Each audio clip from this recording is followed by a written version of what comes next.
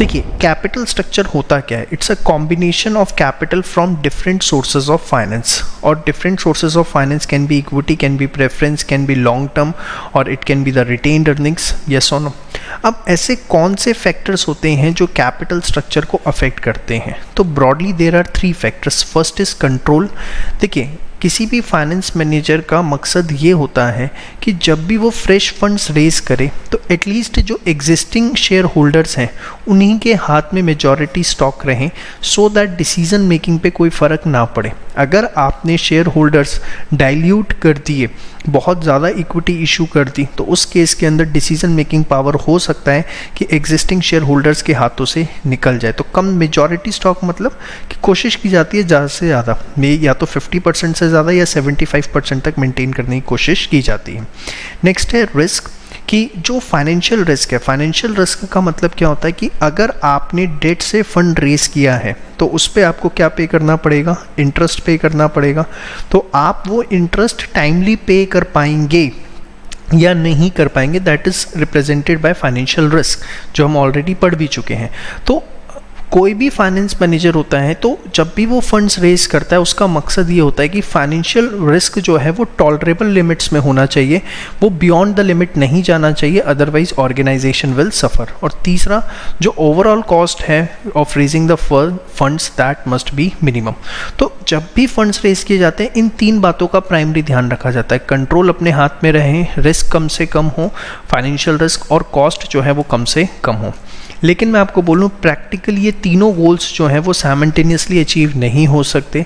इसीलिए finance manager जो है उसका प्राइमरी ऑब्जेक्टिव क्या होता है कि कैसे वैल्यू ऑफ फर्म को मैक्सिमाइज किया जाए, दैट इज़ कैसे वेल्थ मैक्सिमाइजेशन किया जाए।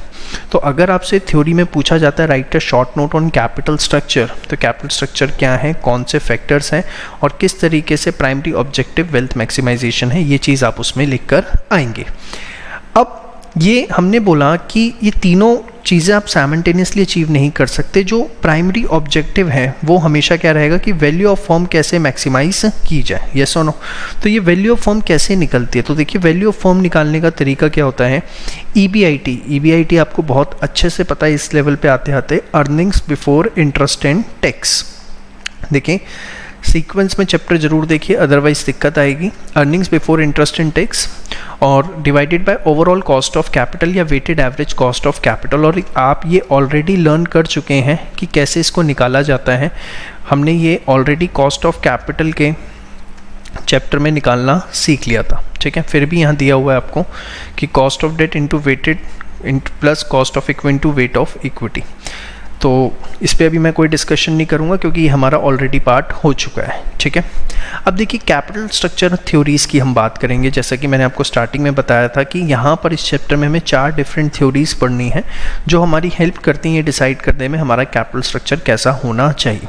तो ये कैपिटल स्ट्रक्चर थ्योरीज़ क्या, it explain the relationship between the cost of capital, capital structure and value of firm. अब 4 थ्योरीज़ हैं, net income approach, traditional approach, net operating income approach, NOI approach भी बोलते हैं हम इसको, और next is Modigliani Miller approach. First जो 2 अप्रोचेज हैं दैट इज़ नेट इनकम और ट्रेडिशनल, इसको हम कैपिटल स्ट्रक्चर रेलिवेंस थ्योरी भी कहते हैं। क्यों बोलते हैं कैपिटल स्ट्रक्चर रेलिवेंस थ्योरी, ये अभी आप जैसे जैसे आगे बढ़ेंगे आपको अपने आप समझ में आ जाएगा। और next net operating income approach और मोदी गिलानी मिलर अप्रोच, इसको हम बोलते हैं कैपिटल स्ट्रक्चर इररेलेवेंस थ्योरी। तो ये एक थ्योरी का पार्ट था। अब हम एक एक करके सारी थ्योरीज़ को पढ़ना शुरू करेंगे। चलिए सबसे पहले बात करते हैं नेट इनकम अप्रोच की। बहुत ही सिंपल स्ट्रेट फॉरवर्ड थ्योरी है। देखिए इतना तो आपको अब तक पता लग चुका है कि जैसे जैसे आप अपने फाइनेंस कैपिटल स्ट्रक्चर में डेट्स बढ़ाते चले जाते हैं वैसे वैसे आपको टैक्स बेनिफिट मिलता चला जाता है, यस और नो। क्योंकि आपको डेट्स बढ़ाने से टैक्स बेनिफिट मिलता है तो इस वजह से होता क्या है कि जो आपकी ओवरऑल कॉस्ट ऑफ कैपिटल है या जिसको आप बोलते हैं weighted average cost of capital, वो भी क्या होती है, डिक्लाइन होती है। देखिए एक सबसे बड़ा रीजन और भी है, मैं आपको यहाँ बताना चाहूँगा। डेट्स जो होती हैं हमेशा इक्विटी से कम रेटों पे मिल जाती हैं, मतलब उसमें जो इंटरेस्ट रेट होता है एज कंपेयर टू जो इक्विटी की कॉस्ट ऑफ कैपिटल होती है उससे कम होता है, और ये भी एक कारण है कि ओवरऑल कॉस्ट ऑफ कैपिटल कम होती है, weightage average cost of capital कम होती है। और अगर weighted average cost of capital कम होगी तो कहीं ना कहीं जो आपकी वैल्यू ऑफ फर्म है वो क्या होगी, इंक्रीज होगी। कैसे इंक्रीज होगी भाई, सिंपल सा एग्जांपल अभी आपने देखा कि वैल्यू ऑफ फर्म जो है वो हम किस तरीके से निकालते हैं, that we calculate by EBIT divided by weighted average cost of capital. अब सपोज EBIT 5 लाख है और weighted average cost of capital 10% आया तो value of firm will be 50 lakh. But अगर ये 5 लाख है और weighted average cost of capital आपका 5% है, कम है, तो the value of firm will be how much, it will be 100 lakh. Yes और नो। तो अगर वेटेड एवरेज और कॉस्ट ऑफ कैपिटल डिक्लाइन करती है तो वैल्यू ऑफ फर्म जो है वो क्या होती है, इंक्रीज होती है। तो देखिए जैसे जैसे आप फाइनेंशियल लिवरेज बढ़ाते जाएंगे, डेट्स बढ़ाते जाएंगे, weighted average cost of capital कम होगी, value of firm and market price of share जो है वो इंक्रीज होगा। और अगर डिक्रीज करेंगे तो weighted average cost of capital बढ़ेगी, value of firm and market price of share decrease होगा। तो बहुत ही सिंपल सी नेट इनकम अप्रोच है। अब अगर आपसे पूछा जाता है कि नेट इनकम अप्रोच के कंक्लूजन्स क्या हैं तो ये आपको लिखना पड़ेगा उसमें। अब देखिए सीधी सी बात है, वैल्यू ऑफ फर्म का मतलब क्या होता है, जो भी मार्केट वैल्यू है इक्विटी की और जो भी मार्केट वैल्यू है डेट की, S प्लस डी। S का मतलब है market value of equity, D का मतलब है मार्केट वैल्यू ऑफ डेट। अब इक्विटी की मार्केट वैल्यू कैसे निकलती है, तो जो भी अर्निंग्स अवेलेबल है for equity share holders divided by equity capitalisation rate, that is cost of equity भी आप इसको बोलते हैं। यस और नो। और अगर आपको ओवरऑल कॉस्ट ऑफ कैपिटल की हम बात करें तो अभी देखिए आपने देखा value of firm, value of firm is what, EBIT upon weighted average cost of capital. तो weighted average cost of capital आप ऐसे भी निकाल सकते हो, दैट इज EBIT अपॉन में वैल्यू ऑफ फर्म। हाँ या ना, शो। इसमें हमें करना क्या होगा, किस तरीके का क्वेश्चन आएगा, चलिए उस पर डिस्कशन करते हैं। ध्यान से देखिए, बहुत सिंपल। EBIT है 5 lakh, company has 10% rupees 20 lakh debenture, equity capitalisation rate is 16%। आपको बतानी है market value of equity and value of firm and overall cost of capital. बड़े आराम से रिलैक्स हो जाओ, बिल्कुल भी अभी आपको अपनी बुद्धि लगाने की जरूरत नहीं है, ठीक है। चलिए सबसे पहले आप अगर यहाँ पे देखें जो EBIT है वो हमारा कितना है, सर EBIT हमारा 5 लाख रुपए है, यस और नो। अब 20 लाख रुपए के डिबेंचर्स हैं, 10% पे आपने लिए हुए हैं, तो हम सबसे पहले इंटरेस्ट माइनस करते हैं, इतना तो आपको पता ही है। तो 20 लाख का 10% कितना होता है, 2 लाख रुपए होता है, वो आपने माइनस किया तो आया कितना, 3 लाख रुपए। अब कोई टैक्स की यहाँ पर बात नहीं है, तो this is earnings available for equity share holders, yes और no. Earnings available for equity share holders. अब earnings available for equity shareholder हमें पता लग गया कितनी है, 3 लाख रुपए। और आप यहां देख सकते हैं इक्विटी कैपिटलाइजेशन रेट कितना है, 16% है। अभी आपने देखा मार्केट वैल्यू ऑफ इक्विटी कैसे निकालनी है, earnings available for equity share holder divided by cost of equity, ठीक है। तो मतलब इस 3 लाख को अगर मैं 16% से डिवाइड कर दूं तो this will be what, market value of equity. क्यों, बड़े आराम से रिलैक्स होके, जल्दीबाजी बिल्कुल नहीं है, क्योंकि इसका फॉर्मूला यही होता है sir, earnings available for equity share holders divided by what, cost of equity. तो ये मेरा आ गया बच्चे कितना, 18,75,000। This is market value of equity. अब देखिए डिबेंचर्स जो हैं वो साफ लिखा हुआ है 20 लाख के हैं, तो that will be called as market value of debt. उसमें कोई आप नई चीज नहीं कर सकते, वो आपके सामने क्लियरली मेंशन है कि मार्केट वैल्यू ऑफ डेट जो है वो कितनी है हमारी, 20 लाख रुपए, ठीक है। और अगर मार्केट वैल्यू ऑफ इक्विटी को मैं A बोलूं और मार्केट वैल्यू ऑफ डेट को B बोलूं तो कैन आई से जो वैल्यू ऑफ फर्म है वो क्या है, A plus B, that is जो मार्केट वैल्यू है इक्विटी की उसमें market value of debt add कर दूं, means 1875 plus 20 lakh, this comes out to be 38,75,000। Yes और नो, आपने यही पढ़ा था, value of firm, market value of equity plus market value of debt is value of firm, yes और no. तो ये आ गया वैल्यू ऑफ फर्म, हाँ या ना। तो मार्केट वैल्यू ऑफ इक्विटी आपने निकाल ली, वैल्यू ऑफ फर्म निकाल लिया। उसके बाद आता है कि आपको ओवरऑल कॉस्ट ऑफ कैपिटल निकालनी है। तो देखिए अभी आपने ओवरऑल कॉस्ट ऑफ कैपिटल का फॉर्मूला देखा, EBIT upon value of the firm. EBIT कितना है 5 लाख और वैल्यू ऑफ फर्म कितना आया 38,75,000। परसेंटेज में निकालना है इंटू 100 कर दो। समझ में आ रहा है? हमने क्या किया है EBIT upon value of firm into 100, तो ये हो गया आपका 12.90%। तो कुछ नहीं है नेट इनकम अप्रोच में, बहुत ही सिंपल कि फर्म की वैल्यू क्या है, जो उसकी इक्विटी की वैल्यू है प्लस डेट की वैल्यू है। इक्विटी की वैल्यू कैसे निकलेगी, जो शेयर होल्डर्स के लिए अर्निंग अवेलेबल है divided by cost of equity. Overall cost of capital कैसे निकलेगी वो आप ऑलरेडी सीख चुके हैं, EBIT upon value of the firm. अब देखिए उसको ही थोड़ा सा यहाँ जेंटलमैन तरीके से किया हुआ है, हमने तो थोड़ा सा अलग तरीके से किया।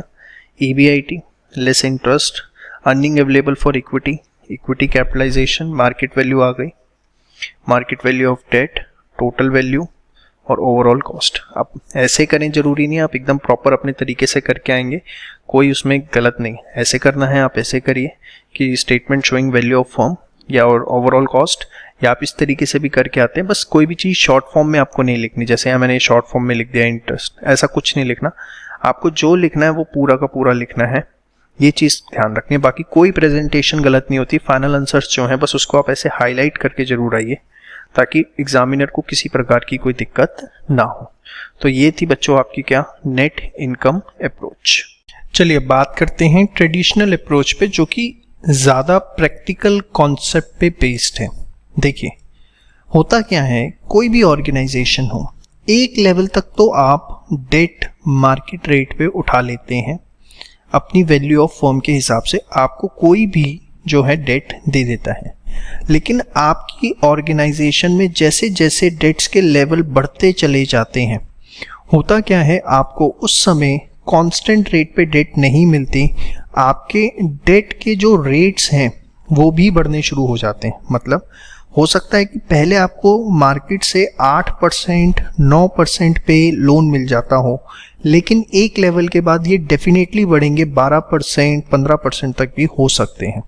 बड़ा सिंपल सा रीज़न है। देखो होता क्या है, जब पता लग जाता है कि किसी भी ऑर्गेनाइजेशन पे बहुत डेट्स हैं तो उसको कोई भी लोन नहीं देना चाहता, और जो लोन देना भी चाहता है वो ऑलरेडी क्या करता है, अपने रिस्क प्रीमियम को एडजस्ट कर लेता है और अपने इंटरेस्ट को बढ़ा देता है। और ये हमें डे टू डे लाइफ में भी देखने को मिलता है।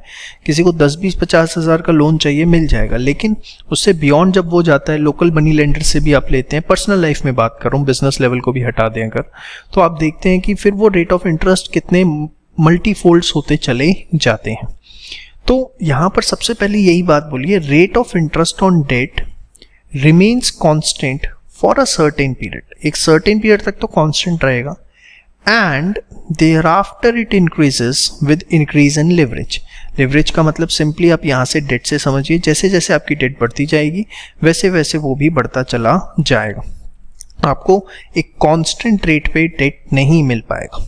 अब होता क्या है, जैसे जैसे आपकी डेट बढ़ती चली जाएगी, जो आपकी ऑर्गेनाइजेशंस के इन्वेस्टर हैं, इक्विटी शेयर होल्डर्स हैं, उनके मन में एक डाउट होना शुरू हो जाएगा, यार इतनी डेट ऑर्गेनाइजेशन के अंदर बढ़ती जा रही है, ये ऑर्गेनाइजेशन सरवाइव कर पाएगी या नहीं कर पाएगी, क्या चक्कर है, इतनी डेट क्यों ले रहे हैं। तो होगा क्या, beyond a certain point equity share holder starts receiving a financial risk. उनको लगेगा कि फाइनेंशियल रिस्क है, भैया इतनी डेट बढ़ाते जा रहे हैं, ये अगर कल दिन इंटरेस्ट में डिफॉल्ट कर गए तो ऑर्गेनाइजेशन की तो इमेज बहुत बैड हो जाएगी। तो they will start receiving a financial risk, and from the optimal point expected rate increases. और इन्वेस्टर भी फिर क्या करेंगे, इस ऑर्गेनाइजेशन में इन्वेस्ट करना पसंद नहीं करेंगे अनलेस उनको हायर रिटर्न्स ना यहाँ पर मिले या उनकी हायर एक्सपेक्टेशंस यहाँ पर मीट ना हो। और इस कारण से होता क्या है, पूरी weighted average cost of capital जो पहले डिक्रीज करती है और फिर क्या करती है, इंक्रीज। कब तक डिक्रीज करती है, जब तक आप एक कांस्टेंट रेट पे मार्केट से डेट ले पा रहे हैं। जब वो कांस्टेंट रेट एक लेवल के बाद इंक्रीज होना शुरू हो जाता है और साथ ही साथ इक्विटी शेयर होल्डर्स भी फाइनेंशियल रिस्क उनको लगता है कि फाइनेंशियल रिस्क है क्योंकि इतनी डेट बढ़ती जा रही है, तो उनकी भी एक्सपेक्टेशंस बढ़ती चली जाती हैं। तो उस पॉइंट के बाद यहाँ से कॉस्ट ऑफ डेट बढ़ती हैं, यहाँ से इनकी एक्सपेक्टेशंस बढ़ती हैं और ओवरऑल कॉस्ट ऑफ कैपिटल आपकी बढ़नी शुरू हो जाती है। आपसे शॉर्ट नोट पूछा जाता है ट्रेडिशनल अप्रोच पे, आप एज इट इज लिख के आएंगे और ये डायग्राम बनाएंगे। देखिए कॉस्ट ऑफ डेट पहले आपको एक नॉर्मल मिलेगी, लेकिन एक पॉइंट के बाद आप देख रहे हैं कि कॉस्ट ऑफ डेट आपकी जो है वो बढ़नी शुरू हो जाएगी। क्यों? क्योंकि आपको कोई मार्केट में लोन देना पसंद नहीं करेगा, आपकी डेट रिडन फर्म हो चुकी होगी। सेम वे इक्विटी की एक्सपेक्टेशन अगर आप देखें यहाँ तक तो ठीक है, लेकिन यहाँ से आप देखिए स्लोप में किस तरीके से चेंज है। क्यों? क्योंकि यहाँ से फाइनेंशियल रिस्क उनको लगा बढ़ना शुरू हो गया। तो यहाँ तक तो आपकी weighted average cost of capital जो है वो क्या हो रही है, कम हो रही है, लेकिन इस पॉइंट के बाद वो बढ़ना शुरू हो गई। क्यों? क्योंकि डेट का भी रेट बढ़ा, साइमल्टेनियसली एक्सपेक्टेशन का स्लोप भी बढ़ गया। So this point is known as optimal capital structure. In short, as per traditional approach, with the increase in financial leverage, WACC will decrease. Decrease होगी, आप जैसे जैसे डेट बढ़ाएंगे वो डिक्रीज होगी up to optimal point, and beyond optimal point overall cost of capital will start increasing. समझ में आया? देखिए जो इससे पहले आपने नेट इनकम अप्रोच पढ़ी थी वहाँ ऐसी कोई बात नहीं थी। वहाँ हम ये मान के चलते हैं कि जो आपकी डेट की कॉस्ट है वो जो है कांस्टेंट रहेगी, वो आप एक पर्टिकुलर रेट पे जितना मर्जी डेट उठा सकते हैं। बट ट्रेडिशनल अप्रोच ज़्यादा प्रैक्टिकल है और वो इस चीज़ को, प्रैक्टिकल फैक्ट को कहीं ना कहीं कवर अप करती हैं कि आप unlimited amount of debt constant rate पे नहीं उठा सकते। आपको कहीं ना कहीं ज़्यादा कॉस्ट ऑफ डेट पे करनी पड़ेगी अगर बियॉन्ड द लिमिट आप जाते हैं। समझ में आई बात? श्योर, बहुत इंपॉर्टेंट वीडियो है, 2 बार देखिए, 3 बार देखिए, बहुत अच्छे से इस चीज को समझिए, दिमाग के अंदर बैठाइए। इसको एक बार आप फटाफट जो है सारा का सारा नोट करिए, उसके बाद इस पे न्यूमेरिकल देखते हैं। चलिए अब बात करते हैं नेट ऑपरेटिंग इनकम अप्रोच की, जिसको हम शॉर्ट में NOI अप्रोच भी कह देते हैं। पहली लाइन दिखती है आपको, EBIT इज इररिलेवेंट। देखिए यहाँ पर EBIT इररिलेवेंट का मतलब थोड़ा सा डिफरेंट है। इसका मतलब ये बिल्कुल भी नहीं है कि कैलकुलेशन में EBIT कहीं यूज नहीं होगा। EBIT का मतलब क्या है यहाँ पे? यहाँ पर इसका मतलब ये है कि जो आप इक्विटी एंड डेट में डिवीजन करते हो ना, वो इररिलेवेंट है। आप ये सोचते हो कि कितना इक्विटी से लें, कितना डेट से लें, क्योंकि डेट से कुछ टैक्स बेनिफिट होगा and lower rate of interest होगा, जिससे वेल्थ मैक्सिमाइजेशन होगा। तो नेट ऑपरेटिंग इनकम अप्रोच सबसे पहली चीज़ तो टैक्स इग्नोर करती है कि टैक्स नाम की चीज़ होती नहीं, तो इग्नोर करती है टैक्स, तो नो टैक्स बेनिफिट। ठीक है, अब जब टैक्स बेनिफिट नहीं है, सेकंड ये होता है कि लोअर रेट पे मिल जाएगी। तो यहाँ पर नेट ऑपरेटिंग इनकम अप्रोच का कहना है कि ठीक है आपको डेट लोअर रेट पे मिल जाती है कंपैरिजन टू इक्विटी, लेकिन जो इक्विटी शेयर होल्डर्स की एक्सपेक्टेशंस होती हैं उतनी ही ज़्यादा होती हैं। Division between equity and debt is irrelevant as increase in use of cheaper debt. जैसे जैसे आप सस्ती डेट इंक्रीज करते जाते हो, शेयर होल्डर्स की एक्सपेक्टेशंस बढ़ती जाती हैं, उनका रिस्क बढ़ता चला जाता है of equity share as they are oppose to higher risk, and therefore overall value of the firm remains same. जो ओवरऑल वैल्यू है फर्म की वो सेम रहती है। देखिए ये ट्रेडिशनल अप्रोच से डिफरेंट है। वहां पर भी हमने ये बात करी थी कि जैसे जैसे आप डेट बढ़ाते जाएंगे, एक सर्टेन पॉइंट के बाद इक्विटी शेयर होल्डर्स की जो एक्सपेक्टेशंस हैं बढ़ती जाएंगी। ये हमने वहां भी बात की थी, लेकिन वहां हमने ये बात की थी कि एक पॉइंट के बाद आपको डेट हायर रेट पे मिलना शुरू हो जाता है, यस और नो। लेकिन यहाँ पर ऐसा कुछ नहीं है। नेट ऑपरेटिंग इनकम अप्रोच कहती है कि डेट आपको चीपर रेट पे ही मिल रहा है, बट फिर भी जैसे जैसे आप डेट बढ़ाते चले जाओगे, जो एक्सपेक्टेशंस हैं वो बढ़ती चली जाएंगी शेयर होल्डर्स की, एंड ओवरऑल जो है आपको किसी भी प्रकार का कोई फायदा फर्म की वैल्यू में देखने को नहीं मिलेगा। इस अप्रोच की ये सबसे बड़ी स्टैंडर्ड एजम्पशन है, over of value of the firm remains same, की वैल्यू ऑफ फर्म जो है वो सेम रहेगी even if you will increase the debt. ये बात ध्यान रखिए, जबकि ऐसा ट्रेडिशनल अप्रोच में नहीं था। वहां पर आप अगर देखें हम तो वैल्यू ऑफ फर्म कैसे निकाल, overall cost of capital is equals to EBIT upon value of firm, मतलब वैल्यू ऑफ फर्म हम कैसे निकाल रहे थे अगर आपको याद हो, EBIT अपॉन ओवरऑल कॉस्ट या weighted average cost of capital.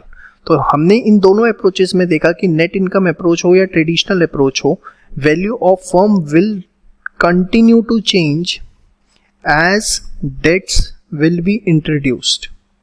Yes और नो, जैसे जैसे डेट्स आती जाएंगी वैसे वैसे वैल्यू ऑफ फर्म जो है वो चेंज होगी।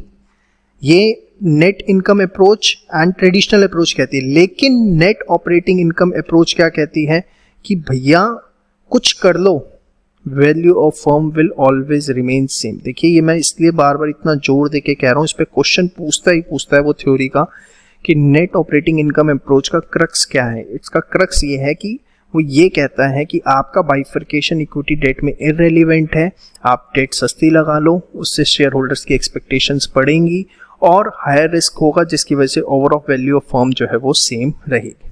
आइए एक न्यूमेरिकल से समझते हैं। Alpha limited and beta limited are identical है एक्सेप्ट फॉर कैपिटल स्ट्रक्चर। उनके कैपिटल स्ट्रक्चर अलग है, मतलब डेट इक्विटी के रेशो अलग है। Alpha limited has 50% debt and 50% equity. Alpha में 50% डेट है और 50% इक्विटी है, जबकि बीटा के अंदर 20% डेट है, 80% equity. As per NOI approach, value of both the firms will be same. याद रखिएगा, यही हमने पढ़ा था उसके अंदर कि आप कुछ भी कर लो कैपिटल स्ट्रक्चर में, इक्विटी डेट का जो बाइफर्केशन है जो मर्जी कर लो, value of firm will remain same. ये चीज आपने NOI अप्रोच में पढ़ी है। All percentages are in market value terms. The borrowing rates for both the companies is 8%, not taxable, and capital markets are assumed to be perfect. If you own 2% of the shares in Alpha Limited, determine your return if the company has net operating income of 3,60,000 and overall capitalization rate of the company is 18%. Company की जो EBIT है वो है 3,60,000 रुपये और overall capitalisation जो है वो कितना है, 18% है। देखो बहुत सिंपल, आप खुद देखो, EBIT उसने आपको बता दिया कितना, 3,60,000, कुछ भी नहीं है इस क्वेश्चन के अंदर, खुद बताओ मुझे आगे 18% हो गया। दिस इज यस और नो। अब अगर आप देखें तो आप वैल्यू ऑफ फर्म निकाल सकते हैं, that is EBIT upon overall cost of capital या weighted average cost of capital, एक ही बात होती है। तो this will be 3,60,000 divided by 18%, so this comes out to be how much, 20 lakh. 20 lakh rupees is the value of firm. अब value of firm आपको पता है वो कैसे बनती है, that is equity plus debt. वही ऐसी बनती है ना, market value of equity plus market value of debt. और उसने ही आपको बोल दिया कि दोनों यहाँ पर अल्फा के केस में 50-50% है, मतलब 20 लाख का 50%, 10 लाख रुपए तो उसकी मार्केट वैल्यू ऑफ इक्विटी है और 10 लाख रुपए जो है मार्केट वैल्यू ऑफ डेट है। 50-50 बोला है ना उसने, यस और नो। तो उसने बोला था आपसे फर्स्ट क्वेश्चन में कि अगर आप 2% शेयर्स हैं तो डिटरमाइन योर रिटर्न, आपके रिटर्न कितने होंगे। तो देखिए बड़ा सिंपल है, 3,60,000 रुपये EBIT है कंपनी की। अब इसको जो है वो कहीं ना कहीं इंटरेस्ट पे करना पड़ता है, क्योंकि 10 लाख रुपए डेट है और किस रेट से है, 8% से, ये लिखा हुआ था 8%। तो यहाँ पे 80,000 रुपये का इंटरेस्ट चला गया, तो ये आपका आता है कितना, 2,80,000 रुपये, that is earnings available for equity share holders. हाँ या ना। अब आपके पास कितने शेयर हैं, आपके पास तो 2% शेयर हैं, तो 2% आपको मिल जाएगा, दैट इज 5,600 रुपीज, यस और नो। तो आप देखिए यहाँ पर value of alpha limited 20 lakh वैसे ही निकाला, कंपनी ए की वैल्यू है जिसमें डेट 50%, शेयर्स, फिर नेट ऑपरेटिंग इनकम ये थी 10 लाख का 8%, 80,000, अर्निंग्स अवेलेबल 280, 2% रिटर्न आपका हो गया 5,600 रुपीज।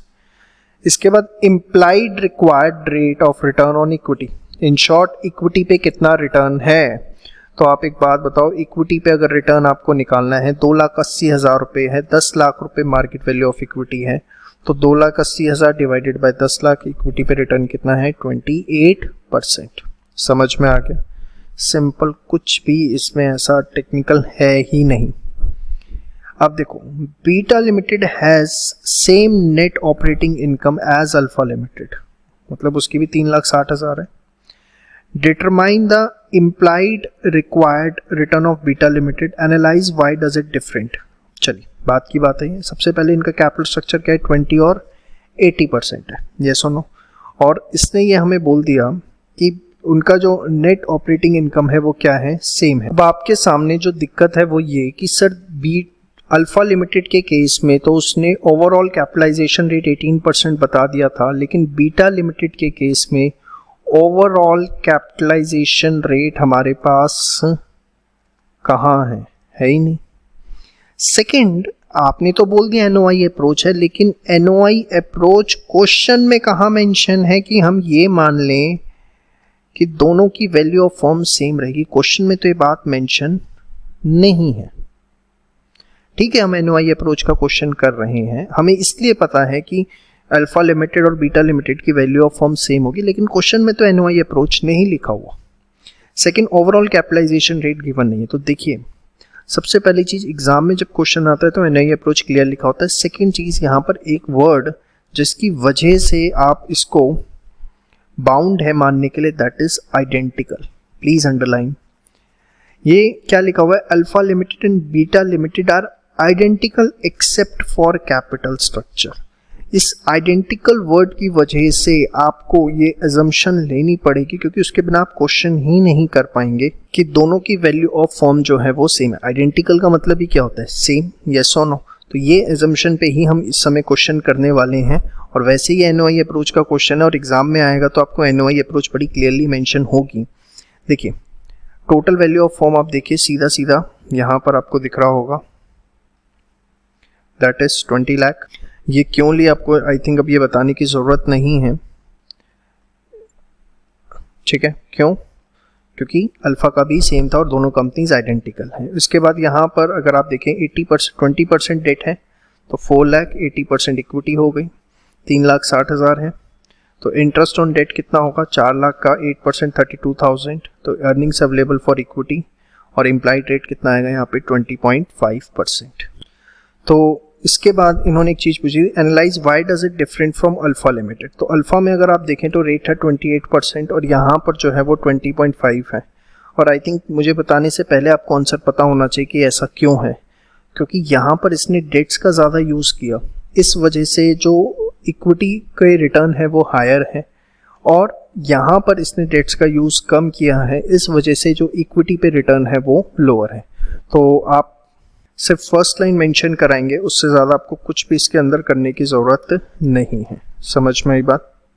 तो एक बहुत ही सिंपल सरल क्वेश्चन आपको समझाता हुआ कि किस तरीके से नेट ऑपरेटिंग इनकम अप्रोच में वैल्यू ऑफ फर्म सेम का जो कॉन्सेप्ट है वो किस तरीके से न्यूमेरिकल में अप्लाई होता है। इस क्वेश्चन को आप ज़रूर करके जाना, एग्जामिनेशन पॉइंट ऑफ व्यू से बहुत रेलिवेंट है। और याद रखना है, एनओआई अप्रोच के अंदर जो मैंने आपको थ्योरी बताई है उसका keyword that is the overall value of firm remains same, चाहे कुछ हो जाए। एनओआई अप्रोच में ओवरऑल जितनी फर्म्स होंगी सबकी ओवरऑल वैल्यू सेम रहेगी। इक्विटी एंड डेट का बाइफर्केशन रेलिवेंसी नहीं रखता, वो इररेलिवेंट है। इसी वजह से जब आपने स्टार्टिंग में भी पढ़ा था तो हमने बाइफर्केट किया था, जो हमारी फर्स्ट थ्योरीज थी that is traditional approach and net income approach, जिसमें हमने देखा था कि फर्म की वैल्यू चेंज होती है लेकिन नेट ऑपरेटिंग इनकम अप्रोच में नहीं होती। इसलिए हमने इसका नाम स्टार्टिंग में अगर आप देखें तो हमने लिखा था कैपिटल स्ट्रक्चर इररेलेवेंट थ्योरी, ठीक है, इस वजह से वो हमने नाम दिया था। चलिए अब बात करते हैं मोदी गिलानी मिलर अप्रोच, जिसको एमएम अप्रोच के नाम से भी जाना जाता है, और 100% क्वेश्चन इस पे ऊपर आपको अपने एग्जाम में देखने को मिलता है। देखिए, एमएम अप्रोच जो है दो तरह की है, एक 1958 की थ्योरी है, एक 1963 की थ्योरी है। 1958 की जो थ्योरी है वो विदाउट टैक्स की है, कि मतलब अगर टैक्स एग्जिस्ट नहीं करता, जिसमें हम मानते हैं कि जो लीवर्ड फर्म है, मतलब जिसमें डेट्स हैं, उसकी वैल्यू और अनलीवर्ड फर्म की जो वैल्यू है वो हमेशा सेम होती है। एमएम अप्रोच ये मानती है।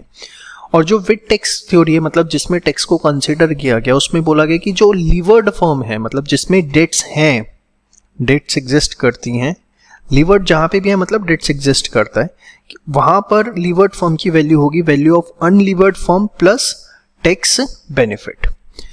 ये इनकी एक अपनी अप्रोच है। और इसके अंदर था overall cost of capital remain unchanged with the change in capital structure. अगर आपको याद हो, आपने एनओआई अप्रोच में क्या पढ़ा था कि value of firm remain unchanged with the change in capital structure. वहां वैल्यू ऑफ फर्म चेंज नहीं होती थी, no change in value of firm, याद आया। बट ये जो है आपकी बात करती हैं overall cost of capital remain unchanged, मतलब no change in weighted average cost of capital due to change in capital structure. इसकी कोई ऑपरेशनल जस्टिफिकेशन नहीं है, सिर्फ बिहेवियरल जस्टिफिकेशन प्रोवाइड की गई है जो हम यहाँ पे डिस्कस नहीं कर सकते। हमें इसमें मेन जो पढ़ना है वो आपको सिर्फ इतना ध्यान रखना है कि ओवरऑल कॉस्ट ऑफ कैपिटल जो है वो अनचेंज रहेगी। और इसमें अब हम आर्बिट्राज प्रोसेस डिस्कस करेंगे जिसके लिए पूरी की पूरी थ्योरी दी गई और आपको फिर समझ में आएगा कि ये सारी चीजें जो मैं बात कर रहा हूं ये एग्जैक्टली है क्या। तो आइए, आर्बिट्राज का मतलब क्या होता है सबसे पहले आप ये समझिए।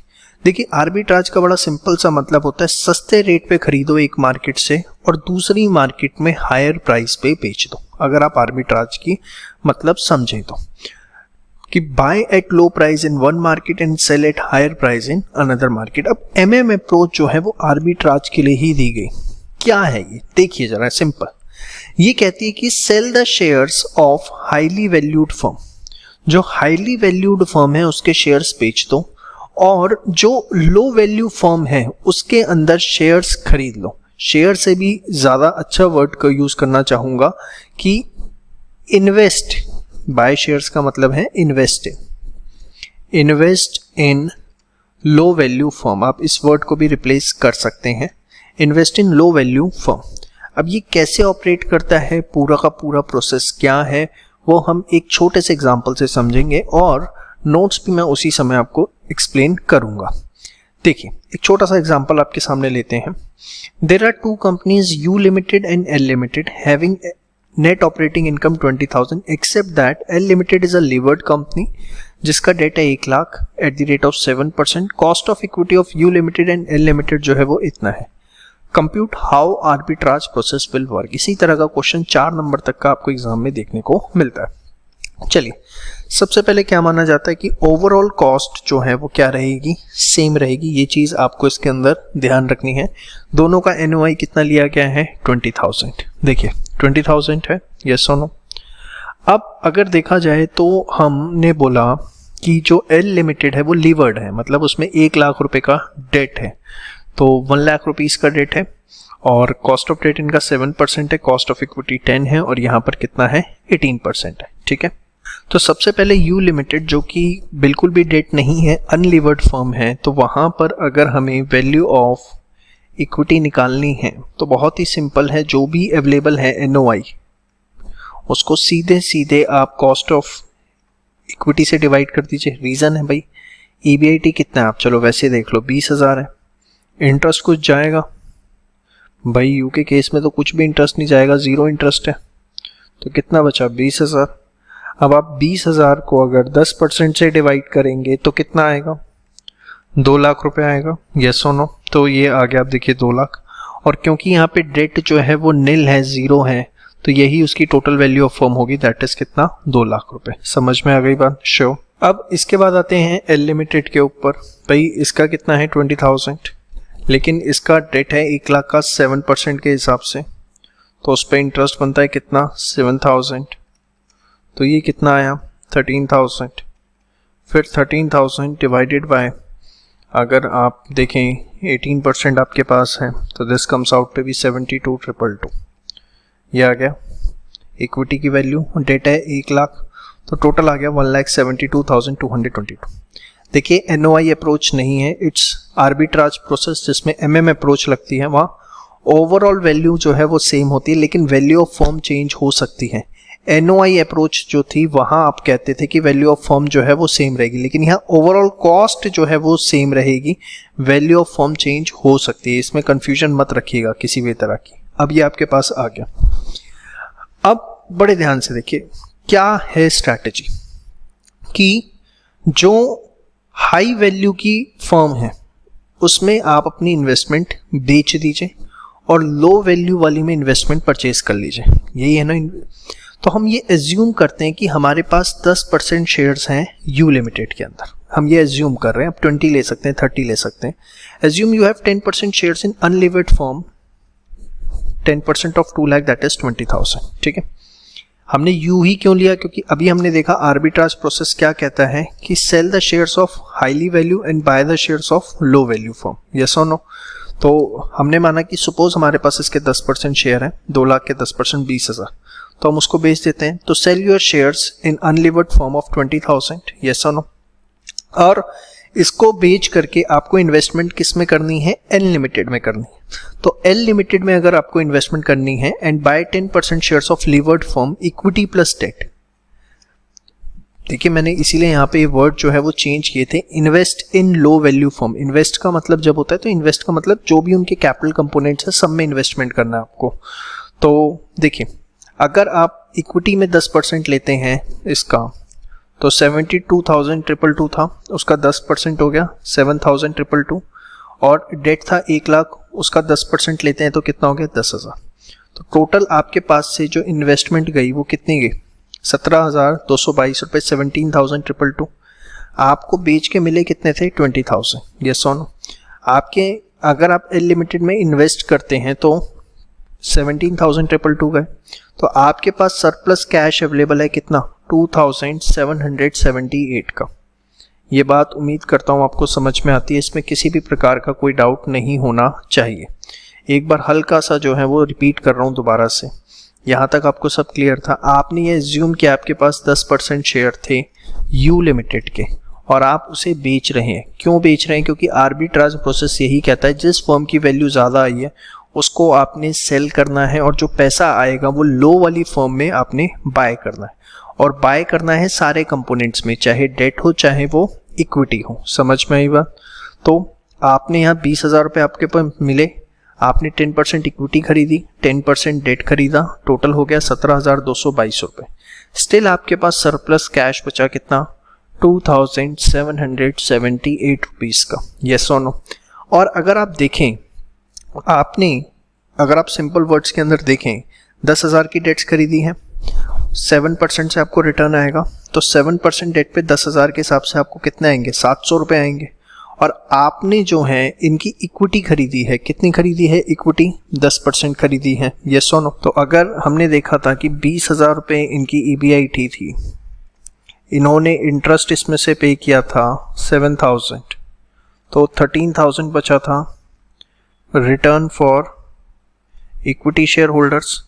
क्योंकि आपने इसके 10% शेयर खरीद लिए तो इसके 10% पे आपका हक होगा 1,300 रुपये। तो ये टोटल आपका कितना हो गया, 2,000 रुपीज़ जो आपको टोटल रिटर्न मिल रहे हैं। और अगर आप यहाँ पर भी देखें यू लिमिटेड में, तो आपको रिटर्न सेम ही मिल रहे थे भाई, 20,000 था, इंटरेस्ट इनका 0 था, बचा कितना 20,000, this was available for equity, yes और नो। तो उसका 10% आपका हक बनता था 2,000। तो देखिए रिटर्न दोनों केसेस में सेम है, यहाँ भी वही हैं जो आपको उस फॉर्म में मिल रहे थे, लेकिन ओवरऑल आपको एडवांटेज क्या हुआ कि आपके पास सरप्लस कैश बच गया 2,778 रुपये का। समझ में आई बात, श्योर। बड़े ही सिंपल सा आर्बिट्राज प्रोसेस है, कुछ भी इसमें टेक्निकल नहीं है। एग्जामिनेशन पॉइंट ऑफ व्यू से कि तब को रिवीजन में कोई दिक्कत ना आए, आप ये ध्यान रखिए कि अनलीवर्ड फॉर्म की वैल्यू अगर ज़्यादा आई है लीवर्ड फॉर्म से, अनलीवर्ड की ज़्यादा आई थी लीवर्ड फॉर्म से, तो आपने क्या करना है, अनलीवर्ड फॉर्म के शेयर्स बेचने हैं क्योंकि उसकी वैल्यू ज़्यादा है। कोई भी परसेंटेज बेचिए, या अगर परसेंटेज गिवन में क्वेश्चन में गिवन है तो वो, जैसे इसमें कोई गिवन नहीं थी तो हमने 10 ले लिया, अगर गिवन होती तो हम वही लेते। फिर आपको वो सेम परसेंटेज लीवर्ड फॉर्म में इन्वेस्ट करनी है, दोनों में, डेट में भी एज वेल एज इक्विटी में भी। जैसे आपने यहाँ देखा कि आपने 10% जो बेचा उससे जो पैसा आया वो आपने इक्विटी में भी लगाया, इसका 10% 7,222, और आपने वो डेट में भी लगाया, दैट इज 1 लाख का 10% कितना, 10,000 रुपये। आपने दोनों में इन्वेस्ट किया, कितना आपका हुआ, 17,222 रुपये, ठीक है। Returns will be same. आपने देखा कि कि आपने 10% डेट में लगाया, 10% इक्विटी में, 10% डेट पे आपको रिटर्न कितना मिला?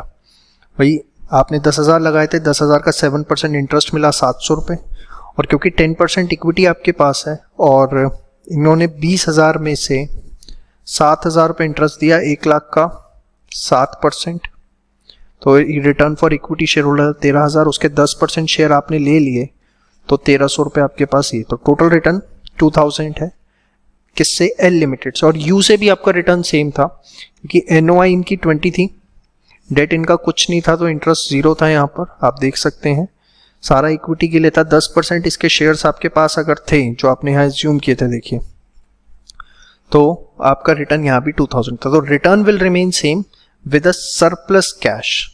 आपके पास by the end surplus cash है कितना? 2,778 का। देखिए return will be same with surplus cash and this is what called as arbitrage, कि आपने क्या किया, आपने एक रिस्कलेस काम किया और आपको कुछ बचा। क्या बचा आपके पास? रिटर्न आपके सेम रहे और आपके पास सरप्लस कैश बचा, और इस सरप्लस कैश को आप इन्वेस्ट करके और पैसा कमा सकते हैं। तो ये क्या है? वैल्यू ऑफ अनलीवर्ड फर्म अगर ज़्यादा है वैल्यू ऑफ लीवर्ड फर्म से। किया हमने वो ये sell the shares and invest in low value firm. समझ में आ गया? आप पहले जो है इतना पार्ट नोट करिए, ये वाला क्वेश्चन और इसका ये पूरा का पूरा जो सॉल्यूशन है इसको आप एक बार नोट करिए, ठीक है। चलिए अब हम देखते हैं आर्बिट्राज प्रोसेस कैसे ऑपरेट करेगा जब लीवर्ड कंपनी जो है इसकी वैल्यूएशन ज़्यादा आएगी अनलीवर्ड से। तो following data is available in respect of 2 companies having same business risk. Capital employed है, EBIT, cost of equity, debt equity आप देख सकते हैं यहाँ पे नील है। Investor is holding 15% share. Last question में आपको गिवन नहीं था, आपने एज्यूम किया था, यहाँ आपको गिवन है। Calculate increase in annual earnings of investor if he switches his holding from levered to unlevered. उसने बता ही दिया, नहीं भी बताता सिंपल आर्बिट्राज भी लिखता तो भी हम वैसे ही करते। देखिए 30,000 है EBIT दोनों में। अब अगर हम बात करें तो यहाँ 1 लाख की डेट है 10% से, तो 10,000 रुपये इंटरेस्ट कॉस्ट, तो 20,000 बचता है, जबकि यहाँ पे नील है, तो ये हो गया 30। अब कॉस्ट ऑफ इक्विटी जो है वो 12.5% है इन बोथ द केसेस, ठीक है। तो वैल्यू ऑफ इक्विटी यहाँ पर अगर आप निकालेंगे इस केस में तो this will B 20,000 divided by 12.5%, this will B 1,60,000, और यहाँ पे it will B 30,000 divided by 12.5%, it will B 2,40,000। अब यहाँ पे डेट आपके 1 लाख है, ठीक है, और यहाँ पे जो है वो नील है। तो this value of equity and value of debt is total value of firm that is A plus B, 160 plus 1 260 and यहाँ पे 240। तो यू कैन क्लियरली सी कि लीवर्ड फर्म जो है उसकी वैल्यू ज़्यादा है, अनलीवर्ड की कम है, और आर्बिट्राज प्रोसेस अब हो सकता है। कैसे होगा कि आपको क्या करना है, जिसकी वैल्यू ज़्यादा है दैट इज लीवर्ड फर्म, उसके शेयर्स बेचने। कितने शेयर्स हैं आपके पास? 15%, तो 1,60,000 इसकी इक्विटी की वैल्यू है, भाई 1,60 है ना, उसका 15% जो है आप बेचेंगे, तो मतलब 24,000 रुपीज़। यस और नो? पक्का? अब देखिए यहाँ पे एक छोटी सी बात आपको ध्यान रखनी है कि जब आप लीवर्ड से अनलीवर्ड में जाते हैं तो अनडाउटेडली आपने अपनी इन्वेस्टमेंट तो बेची, वो तो आपको इन्वेस्ट करनी है, प्लस आपको बोरो करना है उतना ही अमाउंट। कितना? 15% अमाउंट, दैट इज यहाँ पे देखो कितना था इनका डेट 1 लाख, तो आप क्या करेंगे 1 लाख का 15% बोरो करेंगे, दैट इज 15,000 रुपीज, और उसके बाद जो टोटल अमाउंट है 39,000 रुपीज, ये आप इन्वेस्ट करेंगे किसके अंदर? अनलीवर्ड कंपनी के अंदर। बस एक छोटा सा जो पॉइंट आपको ध्यान रखना है वो ये कि देखिए जब आप अनलीवर्ड से लीवर्ड पे गए तो सिंपल था, आपने क्या किया, बेचा, और बेच करके लीवर्ड के debt as well as equity दोनों में इन्वेस्ट कर दिया था। लेकिन जब आप लीवर्ड से अनलीवर्ड में जाएंगे, आपने अपनी होल्डिंग्स तो बेची, प्लस आपको उतना ही अमाउंट जितना डेट है उनकी, कितनी डेट है? 1 लाख, तो सेम परसेंटेज ऑफ डेट आपको बोरो भी करनी है सो दैट आप इक्वल इन्वेस्टमेंट कर पाए। इक्विटी प्लस डेट आपने दोनों रेस किया, अब आप जाके 39,000 रुपीज अनलीवर्ड कंपनी में इन्वेस्ट करेंगे। देखिए, sell shares, borrow money, buy shares in unlevered company 39,000 की, समझ में आई बात। अब आप 39,000 के वहां पे शेयर्स खरीदेंगे, उनका वैल्यूएशन कितना आया था, 2,40,000 का। तो अगर आप 39,000 के वहां शेयर्स खरीदेंगे उस पर आपको कितनी इनकम होगी। देखिए बड़ा सिंपल है, ईबीआईटी कितना था, इनका ईबीआईटी था आपका 30,000 रुपीज, ये हम अनलीवर्ड की बात कर रहे हैं, डेट इनका 0 है, तो सारा का सारा जो 30,000 है that is available for equity share holders, yes और नो। और इनकी इक्विटी की वैल्यूएशन कितनी थी, 2,40,000 रुपये। तो अगर आप देखें 30,000 डिवाइडेड बाय 2,40,000 इंटू 100, तो रिटर्न कितना है, 12.5%, यस और नो। तो उस 39,000 पे 12.5% रिटर्न आपको मिलेगा, दैट इज 4875। और ये आपको वैसे भी यहाँ पे गिवन था, अगर आप इसे नहीं भी निकालते तो जस्ट एक पॉइंट क्लियर करने के लिए यहाँ कैलकुलेट किया हमने उसे, ठीक है। अब क्योंकि आपने 1 लाख रुपए बोरो किए, 15,000 रुपये बोरो किए थे भाई, जो 1 लाख की डेट थी इसमें 15% इन्वेस्टमेंट थी ना आपकी, तो उतना डेट का आपने 15% बोरो भी किया था 15,000, तो इस पर आपको इंटरेस्ट देना पड़ेगा। अब इंटरेस्ट किस परसेंट से देना पड़ेगा, 10% से। तो इंटरेस्ट ऑन लोन 15,000 का 10%, 1,500 रुपये आपका इंटरेस्ट भी जाएगा। तो नेट इनकम आपकी जो बचेगी वो कितनी बचेगी, 3,375। बट अगर हम देखें कि हम वहां कितना कमा रहे थे लीवर्ड फर्म के अंदर, तो देखिए 30,000 था, 10,000 रुपये इंटरेस्ट जा रहा था, 20,000 रुपीज थे फॉर इक्विटी शेयर होल्डर्स, और उस पे जो है हम कितनी होल्डिंग रखे हुए बैठे थे, 15%। तो 15% हमारा कमाई का हक था, दैट इज 3,000 रुपीज, यस और नो, जो कि यहां हम 3,375 कमा रहे हैं, जबकि यही लीवर्ड फॉर्म से हमारी कमाई सिर्फ 3,000 हो रही थी। तो एक तरह से हमें फालतू इंक्रीमेंटल इनकम जो हुई वो कितनी हुई, 375। मेन पॉइंट जो यहां बताया था, borrow proportionate money, that is debt जितनी है लीवर्ड फॉर्म में इनटू जितनी आप इन्वेस्टमेंट रखते हो लीवर्ड फॉर्म में। आप देखो इस क्वेश्चन के अंदर डेट लीवर्ड कंपनी की कितनी थी, 1 लाख रुपए, और आपने कितनी इन्वेस्टमेंट कर रखी थी लीवर्ड फॉर्म में, 15। तो आपने इतना अमाउंट बोरो भी करना है, कब, if switching over from levered to unlevered form, अगर आप लीवर्ड फॉर्म से अनलीवर्ड फॉर्म में जा रहे हैं। देखिए दिस इज द थ्योरी जो कि मोदी गिलानी मिलर ने दी थी, जो मैं आपको एक्सप्लेन कर, समझ में आई बात कि आप कैसे प्रॉफिट बना सकते हैं, ये उनकी एक थ्योरी थी। और जो उन्होंने, हमने स्टार्टिंग में एक वर्ड यूज बोला कि इसकी ऑपरेशनल जस्टिफिकेशन नहीं है, बिहेवियरल जस्टिफिकेशन है। और आप बिहेवियरल जस्टिफिकेशन का मतलब यही है कि आप उठा लीजिए कोई भी एग्जांपल आपके सामने है और आप देख सकते हैं कि आप इंक्रीमेंटल प्रॉफिट बना रहे हैं। आप यहाँ पे 375 रुपीज बना रहे थे एक्स्ट्रा, पिछले क्वेश्चन में अगर आप देखें तो ठीक है आपने एक्स्ट्रा नहीं कमाया, तो क्या हुआ, आपके पास सरप्लस कैश बच गया जिससे आप एक्स्ट्रा कमा सकते हैं एडिशनल इन्वेस्टमेंट करके। तो यही MM अप्रोच है। और अगर आप स्विच ओवर कर रहे हैं अनलीवर्ड से लीवर्ड फॉर्म में, तो इन्वेस्ट करना है बोथ डेट एंड इक्विटी में। ये जो आपको 2 पॉइंट्स पहले ही लिखवा दिए थे वो यही थे। आर्बिट्राज प्रोसेस सेम है, आपको सेल करने हैं शेयर्स हाई वैल्यू फॉर्म में और बाय करने हैं, इन्वेस्टमेंट करनी है लो वैल्यू फॉर्म के अंदर। बट ये ध्यान रखना है कि अगर आप लीवर्ड से अनलीवर्ड में जा रहे हैं तो आपको बोरो करनी है प्रोपोर्शनेट मनी और उसके बाद इन्वेस्टमेंट करनी है, और अनलीवर्ड से लीवर्ड में जा रहे हैं तो उस केस में लीवर्ड फॉर्म में आप इन्वेस्टमेंट दोनों में करेंगे, डेट में एज वेल एज इक्विटी के अंदर। देखिए दोनों वीडियो पार्ट 1 पार्ट 2 2 बार 3 बार 4 बार देखनी पड़े, 4 बार देखिए, बहुत इंपॉर्टेंट है। अगर आपने हल्का सा भी कंसंट्रेशन लूज किया तो आपको समझ में नहीं आएगी। ये एक थ्योरी है, जिसके अंदर कुछ स्टेप्स बताए गए हैं जिसके बेसिस पे ऑपरेट करती हैं। क्वेश्चन 101% इसके ऊपर आएगा और जितनी आपको बातें बताइए सिर्फ इतना और कुछ करने की आपको ज़रूरत नहीं है। या तो आर्बिट्राज प्रोसेस आएगा लीवर्ड टू अनलीवर्ड का या अनलीवर्ड से लीवर्ड का, लेकिन एक क्वेश्चन इस पे आएगा।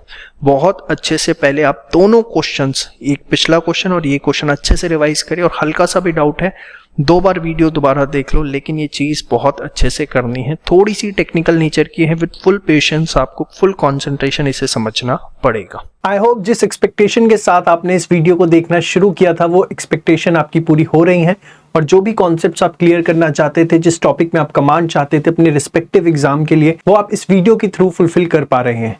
यहाँ मैं आपको एक छोटी सी इन्फॉर्मेशन देना चाहूंगा कि हमारे सभी पेड कोर्सेज जो हैं वो आपके रिस्पेक्टिव एग्जाम्स के अवेलेबल हैं ऑन द वेबसाइट escholars.in, जिसका लिंक भी आपको डिस्क्रिप्शन में प्रोवाइड किया गया है। I will just request you कि आप सोचिए कि फ्री कॉन्टेंट में अगर इतना दम है तो पेड कॉन्टेंट में हमने क्या क्या चीजें आपको दे रखी होंगी। एक बार आप जाके हमारी वेबसाइट जरूर विजिट करें escholars.in, और आप विश्वास मानिए नर्सरी के स्कूल से भी कम फीस पर हमने आपको वीडियो लेक्चर्स जो है आपके एग्जाम के लिए प्रोवाइड करवा रखे हैं, and much of premium quality. Thank you so much. चलिए बहुत ही सिंपल से टॉपिक की बात करेंगे, financial break even point and indifference point. ये क्या होता है? सबसे पहले फाइनेंशियल ब्रेक इवन पॉइंट। देखिए ब्रेक इवन वर्ड से अब आप बहुत फेमिलियर हो चुके हैं। ब्रेक इवन का मतलब क्या होता है कि जहां आपका कॉस्ट आपके कंट्रीब्यूशन के इक्वल हो, बड़े सिंपल वर्ड्स में। एफएम में इसका क्या मतलब है? एक वो ईबीआईटी लेवल जहां आपके सारे fixed financial charges cover up हो जाए। मतलब फिक्स्ड फाइनेंशियल चार्जेस कौन से? Interest and preference dividend. मतलब जब आप ईबीआईटी में से इंटरेस्ट माइनस करें, ठीक है, उसके बाद आप उसमें से क्या माइनस करें? टैक्स। उसके बाद उसमें से आप माइनस करें अगर प्रेफरेंस डिविडेंड, तो ये आपका 0 आ जाए अगर प्रेफरेंस डिविडेंड एग्जिस्ट करता है। अगर प्रेफरेंस डिविडेंड एग्जिस्ट नहीं करता तो ईबीआईटी माइनस इंटरेस्ट जो है वो आपका 0 हो जाएगा, ठीक है। At this level EPS of the company equals 0। इस लेवल पे ऑब्वियसली इक्विटी शेयर होल्डर्स के लिए कुछ भी नहीं बचेगा। अब आता है इंडिफरेंस पॉइंट। ये क्या होता है? देखिए under different alternatives of capital structure EPS would be the same at given level of EBIT. मतलब मैं आपको बड़ा सिंपल से एग्जांपल से इसको समझाने की कोशिश करता हूं, ध्यान से देखिए। Under different alternative of capital structure, suppose आपको 10 लाख रुपए की कैपिटल चाहिए, 10 लाख रुपए कैपिटल एम्प्लॉयड आपको जो है वो चाहिए, और आपका जो ईबीआईटी है वो है 1 लाख रुपए, ठीक है। अब आप ऑप्शन 1 में गए। ऑप्शन 1 के अंदर आपके पास ये था कि आप 40% डेट लें और 60% इक्विटी लें। ऑप्शन 2 आपके पास है कि आप 20% डेट लें और 80% इक्विटी लें। बड़े ध्यान से समझना। अब मैंने यहां किया ऑप्शन 1 और ऑप्शन 2। रिलैक्स होके एकदम समझिए, कुछ भी इसमें टेक्निकल है ही नहीं। टेक्निकल होता तो मुझे ही समझ में नहीं आता। ईबीआईटी यहां कितना है? 1 लाख, दोनों ही केसेस में 1 लाख है, ठीक है। अब सपोज डेट्स जो हैं वो हम लेते हैं eight the rate of, simplicity के लिए हम इसे 10% ही कर लेते हैं, ठीक है। तो ऑप्शन 1 में 40% डेट है, मतलब हमें टोटल कैपिटल चाहिए 10 लाख रुपए, उसका 40% डेट है, मतलब 10 लाख का 40% comes out to be 4 lakh, और 60% इक्विटी है 10 लाख का, 60% कम्स आउट टू बी कितना? 6 लाख। तो आप यहां से इंटरेस्ट देखिए, फर्स्ट केस में आप 4 लाख का डेट लेके बैठे भाई, 40% डेट था ना, 10 लाख का 40%, 4 लाख का डेट है, और किस परसेंटेज से? 10% से, तो 40,000 रुपये इंटरेस्ट कॉस्ट हुई। जबकि यहां पर आपका 20% डेट है, मतलब 10 लाख का 20% 2 लाख हो गया, और 10 लाख का 80% 8 लाख हो गया, तो यहाँ पे 2 लाख का 10% आपकी इंटरेस्ट कॉस्ट कितनी आई? 20,000। यहाँ आपके बचे कितने? 80। यहाँ आपके कितने बचे? 60,000 रुपीज। ये सुनो, पक्का श्योर। अब अगर आप देखें, this is earnings available for equity share holders, ठीक है, earnings available for equity share holders. अगर आप नंबर ऑफ शेयर्स देखें तो देखिए यहाँ पे 6 लाख इक्विटी है, एक शेयर हम 10 रुपए का मान लेते हैं तो 60,000 शेयर हो गए। भाई 60,000 समझ में आया ना कि 6 लाख की इक्विटी है, 10 रुपए फेस वैल्यू हम मान लेते हैं, ज्यूम करते हैं, तो 60,000 शेयर आपके आ जाते हैं। अगर आप यहाँ पर देखें 8 लाख की इक्विटी है और हम 10 रुपए फेस वैल्यू मान लेते हैं तो कितना आया? 80,000 शेयर्स आ गए। 8 लाख डिवाइडेड बाय 10 रुपए, that comes out to be 80,000 shares. तो EPS earning per share A divided by B, यहाँ भी 1 आया और यहाँ भी 1 आया। अर्निंग पर शेयर इस केस में भी 1 है और इस केस में भी 1 है। आप देखिए दोनों ही ऑल्टरनेटिव्स में, चाहे आपने 40% एट 60% इक्विटी रखी है, 20% एट 80% इक्विटी रखी, EPS आपका जो है वो क्या आया है? 1 आया। And this is called as indifference point. अगर अंडर डिफरेंट ऑल्टरनेटिव क्या थे? 40-60, 20-80 of capital structure, EPS would be same. EPS अगर सेम रहेगा at given level of EBIT, given level of EBIT कितना था? 1 लाख, तो उसको हम बोलते हैं क्या? Indifference point. आपको उम्मीद करता हूं कि थ्योरी एस्पेक्ट क्लियर है। थ्योरी एस्पेक्ट इतना है इंडिफरेंस पॉइंट का, that in all the cases EPS will remain same. अब यहाँ पर एक जो है आपको फॉर्मूला टाइप में दिया हुआ है कि ये एक फॉर्मूला है इंडिफरेंस पॉइंट निकालने का। ये फॉर्मूला कुछ नहीं है, ये आपको बहुत अच्छे से आता है और बहुत तरीके से आता है। ध्यान से देखिए, मैं आपको इसको समझाने की कोशिश करता हूँ। आप इसको अगर अपनी अंडरस्टैंडिंग के लिए उतारना चाहें तो इसको एक बार आप नोट डाउन कर लीजिए फास्ट। देखिए फॉर्मूला कुछ भी नहीं है। आप क्या करते हैं, कोई भी ऑप्शन, ऑप्शन 1, ऑप्शन 2, EBIT है जो कि दोनों जगह सेम है, उसमें से आप क्या माइनस करते हैं? इंटरेस्ट, जो कि दोनों जगह डिफरेंट होगा। ये सुनो, फिर जो भी आता है, अगर टैक्स क्वेश्चन में है तो आप उसमें से टैक्स माइनस करेंगे और नहीं है तो नहीं माइनस करेंगे, ठीक है। और उसके बाद आप अगर क्वेश्चन में प्रेफरेंस डिविडेंड है तो आप उसे माइनस करते हैं और नहीं है तो आप उसे माइनस नहीं करते, बट हम एज्यूम करते हैं कि प्रेफरेंस डिविडेंड है। तो यहां पर जो आता है वो आता है क्या? Earnings for equity share holder. इसको हम नंबर ऑफ शेयर से डिवाइड कर देते हैं जब, तो ये हमारा आ जाता है EPS। ये सुनो, और अगर वो EPS सेम है तो ही हम क्या बोलेंगे कि इंडिफरेंस पॉइंट एग्जिस्ट करता है। बस आपको इतनी बात ध्यान रखनी कि EPS सेम होना चाहिए। ये फॉर्मूला क्या है, इसको हम एक क्वेश्चन से समझने की कोशिश करेंगे।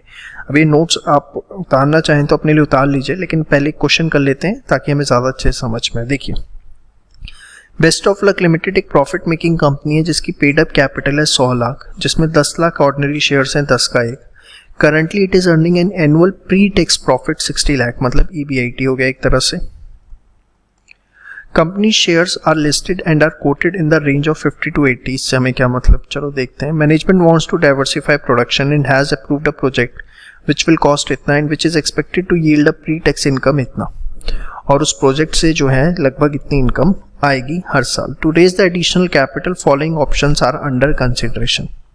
पहला ऑप्शन है कि इक्विटी शेयर कैपिटल इशू की जाए for the entire additional capital. It is expected that the new shares can be sold at a premium of ₹15 per share, और जो नए शेयर्स हैं वो 15 रुपए के हिसाब से एट ए प्रीमियम ऑफ 15, मतलब 25 रुपए के हिसाब से, क्योंकि 10 जमा 5 15 ये आपका 25 हो जाएगा।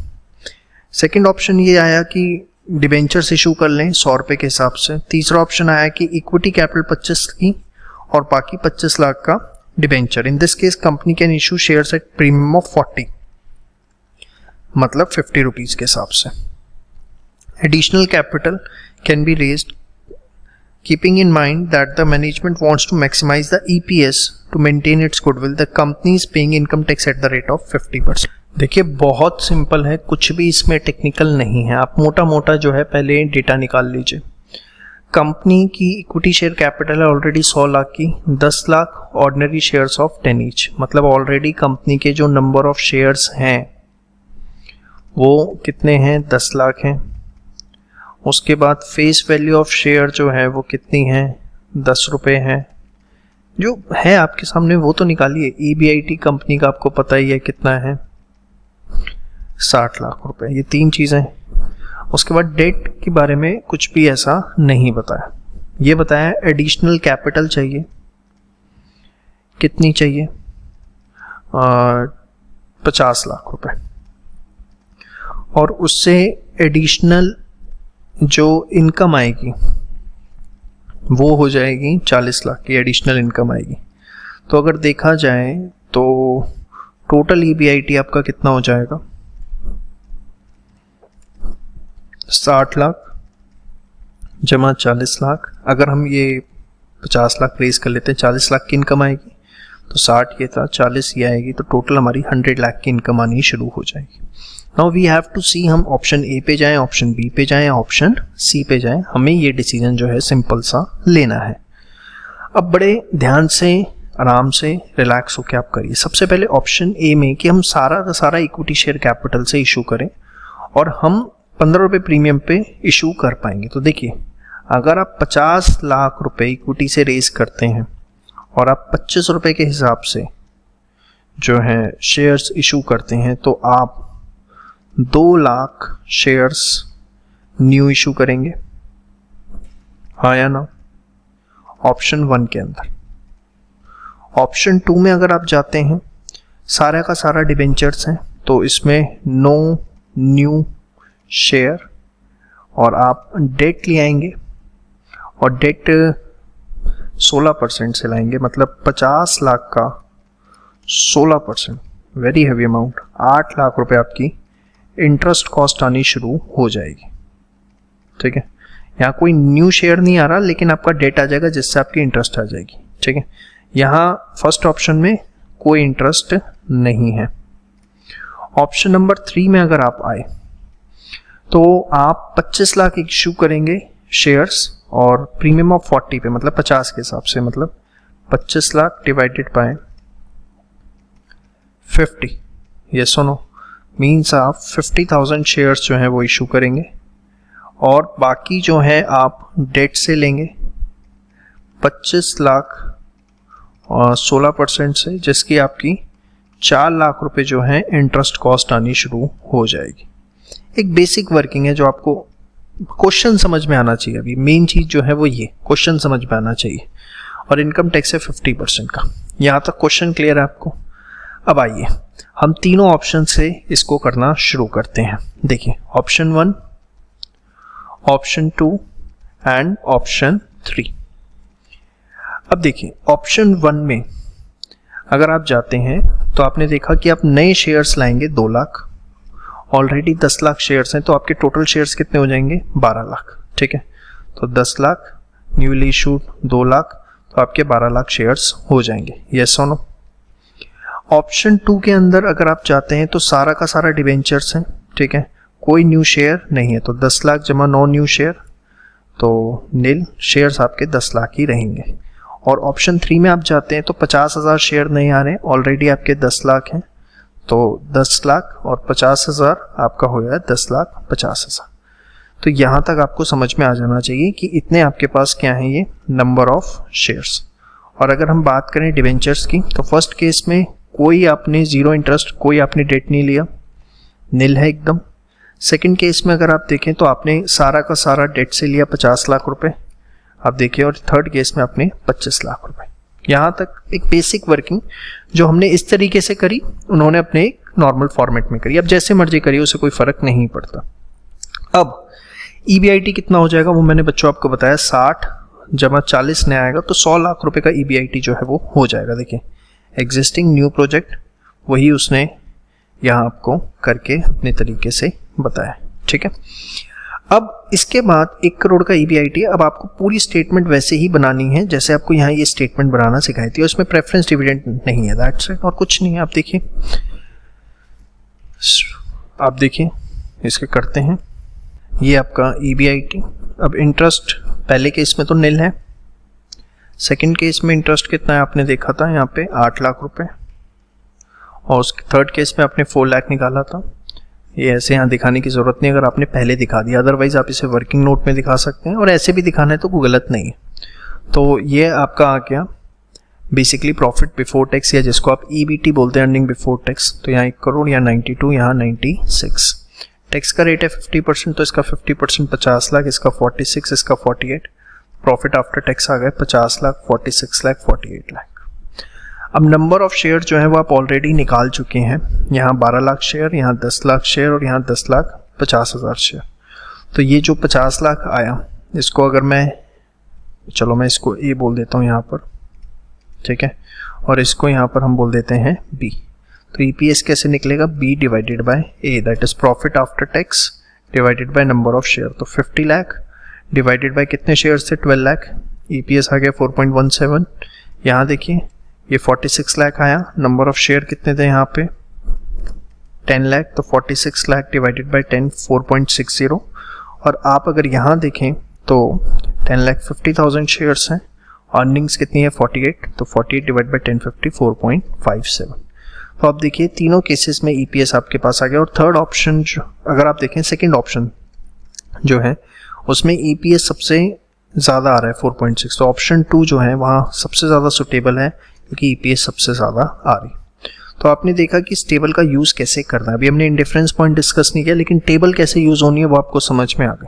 और देखिए बहुत सिंपल, मतलब ये जो है सच बोला जाए तो प्राइमरी लेवल का क्वेश्चन है, एकदम कुछ भी नहीं है।